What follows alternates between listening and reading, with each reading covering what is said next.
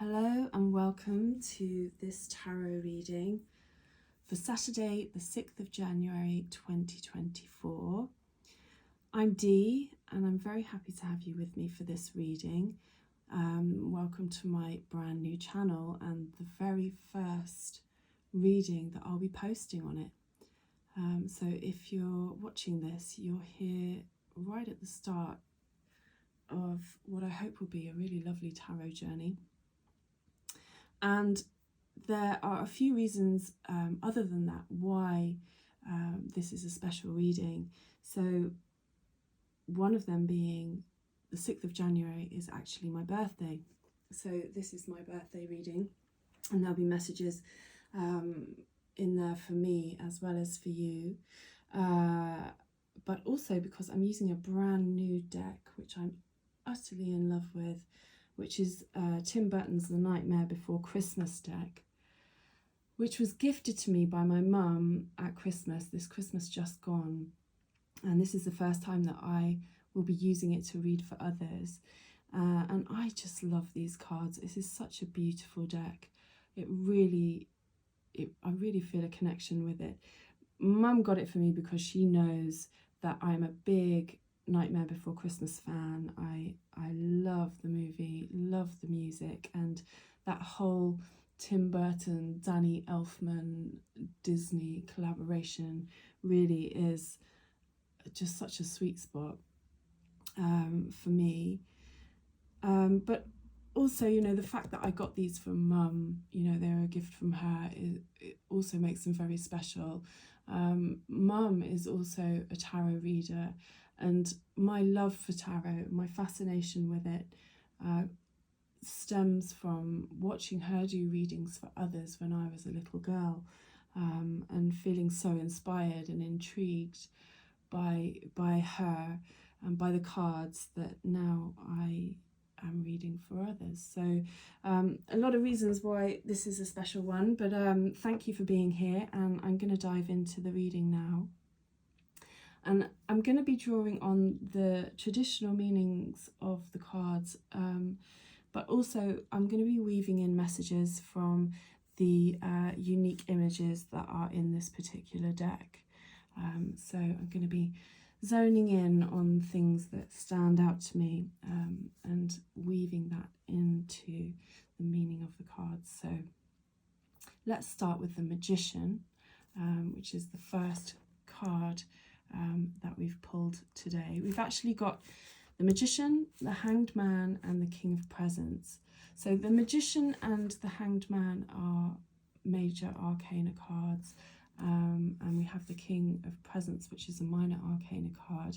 Now, if you're thinking Presents is unfamiliar as a minor arcana card, that's because Presents in this particular deck corresponds to the suit of Pentacles, but we'll come back to the King.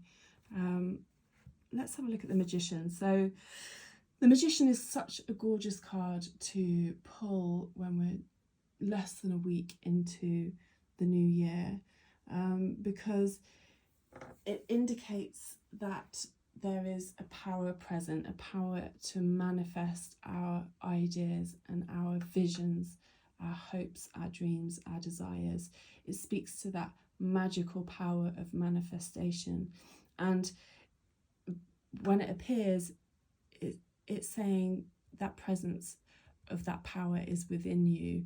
That energy is very much buzzing within you, and is accessible to you in order to manifest your ideas, your visions, etc.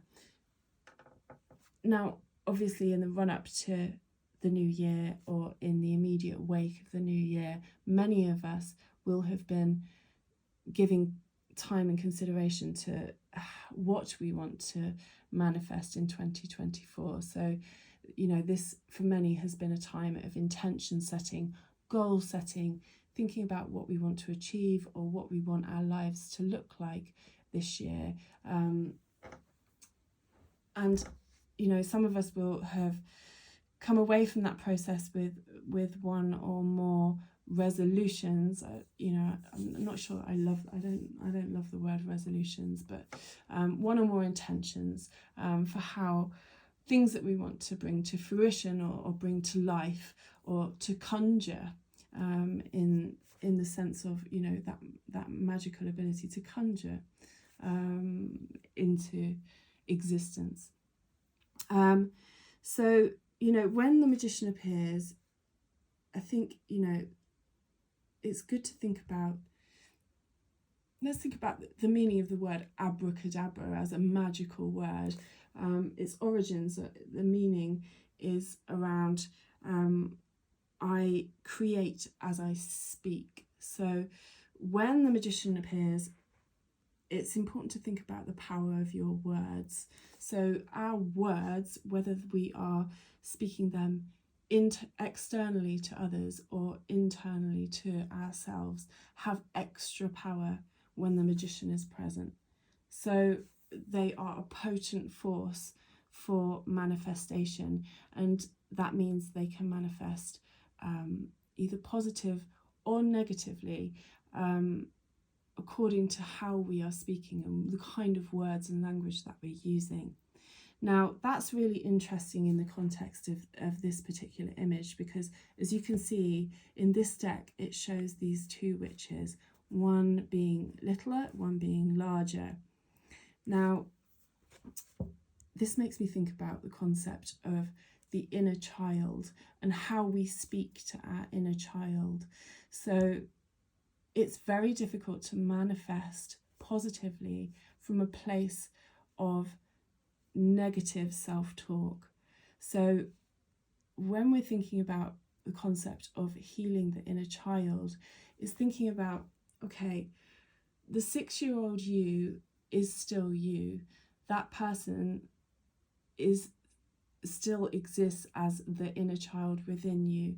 If you were to be confronted with your 6-year-old self today, if you came face to face with your 6-year-old self, would you ever consider speaking to that 6-year-old child, that 6-year-old version of you, in the same harsh tones as perhaps you sometimes use with yourself? Now, one of the ways, or one of the times when we can speak to ourselves most negatively, is when we feel that we've slipped up in some way.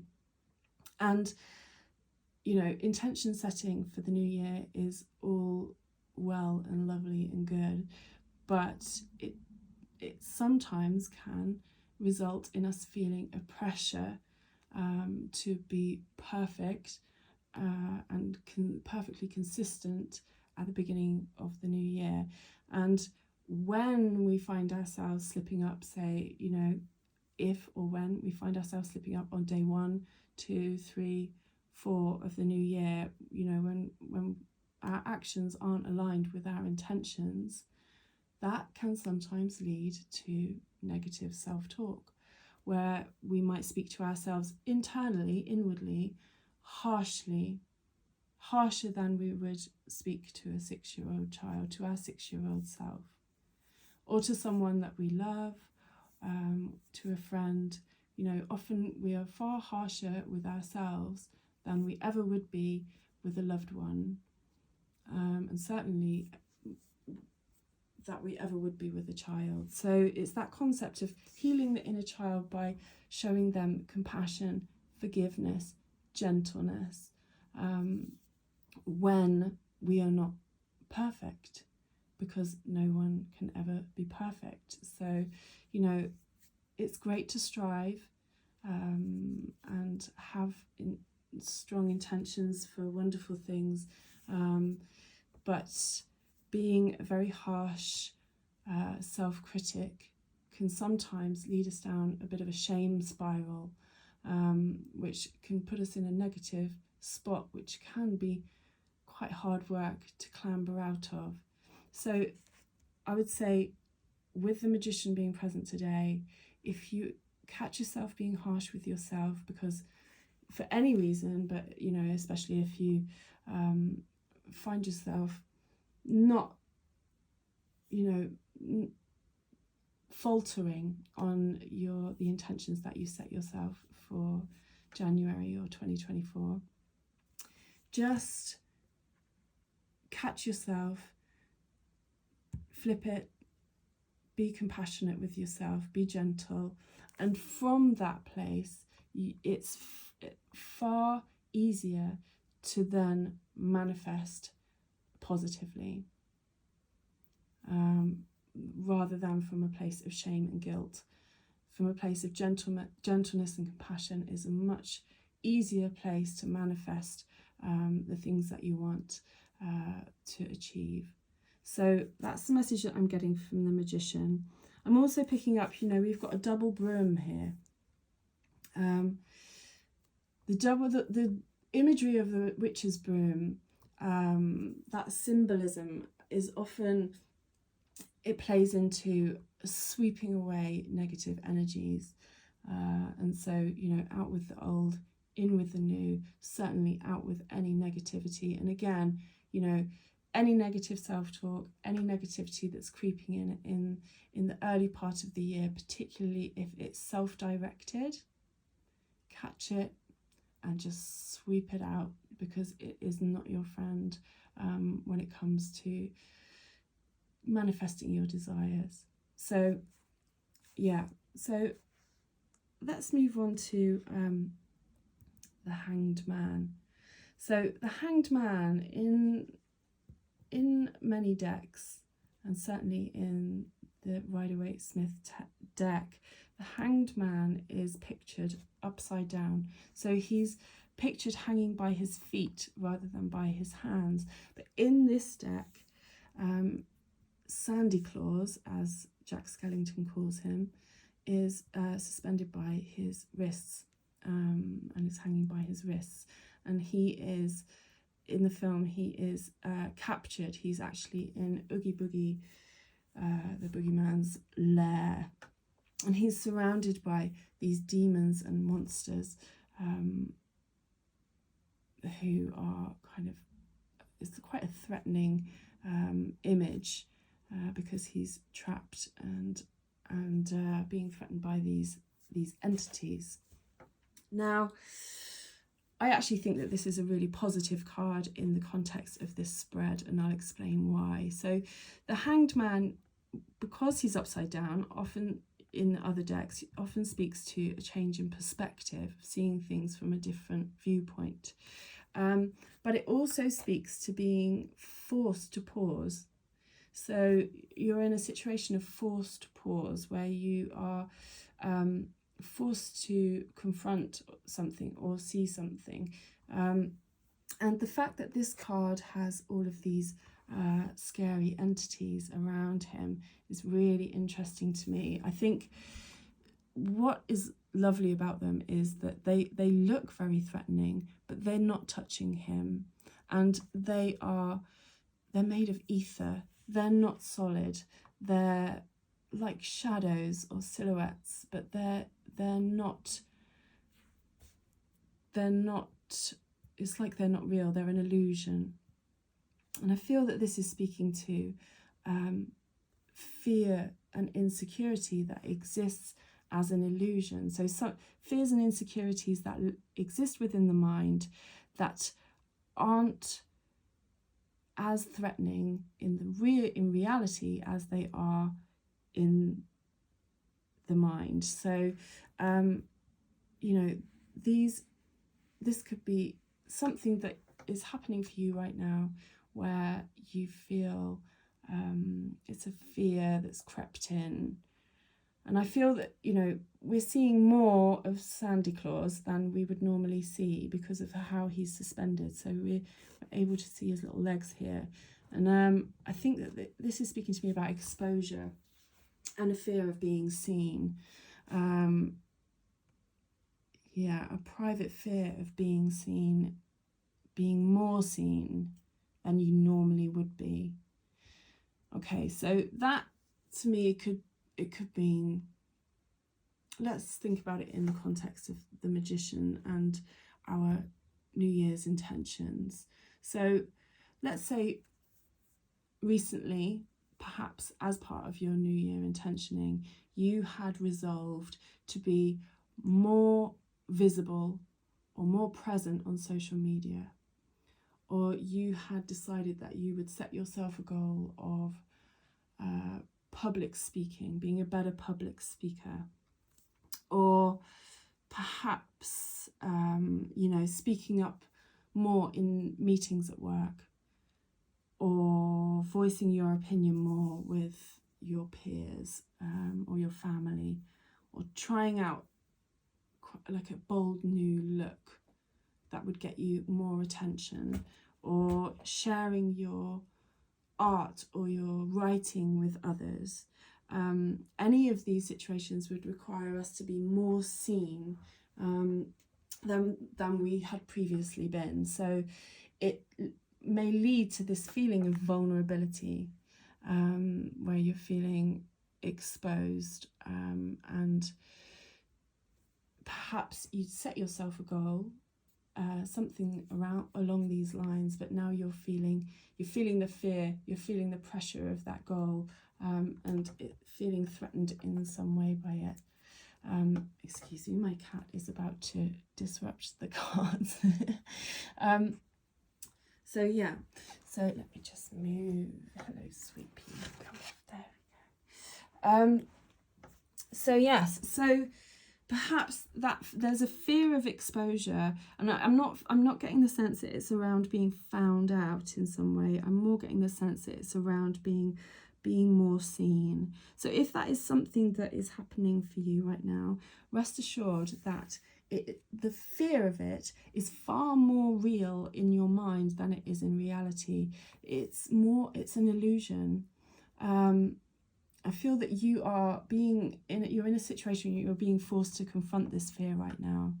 But I think that that's a good thing. I think that what we're getting from the cards here is that in order to manifest your ideas, your visions, your desires, you have to confront this discomfort.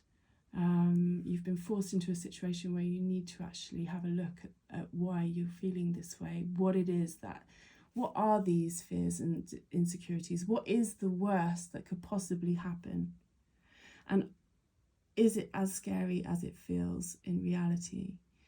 I think when we're in that situation, it really does help it's cathartic. It's like an exorcism to get these fears out, to speak them or to put them on paper. So if you're able to discuss them with someone, so a trusted friend or a therapist around, or a coach around how you're feeling, what those fears are, just actually speaking about the fears can sometimes be massively powerful in terms of dispelling them.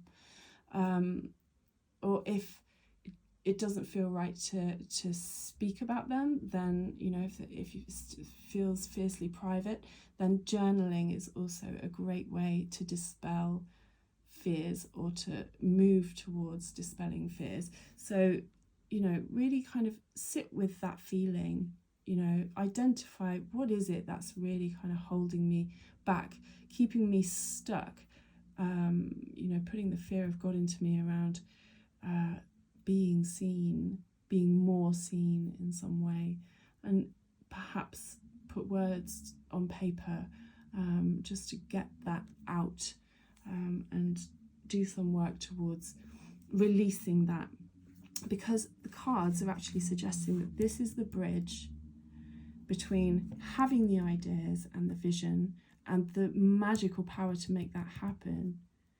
This process of confronting your fear and your insecurities about this particular issue is what will then lead you to the tangible realization of these ideas, visions, wishes, desires. Because the King of Presents, it talks about the successful manifestation of material wealth and abundance, of worldly abundance, of material things, of financial abundance. And also it speaks about the joy of sharing that, which is indicated here by Jack just looking joyously at the gift that he's holding in his hand. So what we're seeing here is a movement of from idea, from vision, from wish, from dream, from something intangible to something very tangible that you can hold in your hand, that you can see with your eyes, that you can touch, that you can feel. And the bridge between these two things is this process. It's this process of sitting and facing and confronting these fears and insecurities around something to do with being seen in some way, being more seen, which is a discomfort, but it's a temporary discomfort. And it is the process which will unlock the power which will take us from here to here, to something that exists within within the higher realms, within our mental realm, to something very tangible that not only we can benefit from, that we can enjoy the fruits of that financial abundance, but that we can share with others, which is lovely. So it's actually a really gorgeous spread with a really strong message around how we can make this happen, how we can get from here to here. We need to ditch the negative self-talk, or be able to identify when we're doing it and take steps to speak with ourselves more compassionately. We need to think about what it is that's holding us back in terms of fears and insecurities around being more seen. And by doing so, we can bring our vision to reality, to a tangible reality that we can enjoy for ourselves and for other people. Yeah, so great spread. And thank you for joining me today. And I look forward to having you with me again soon.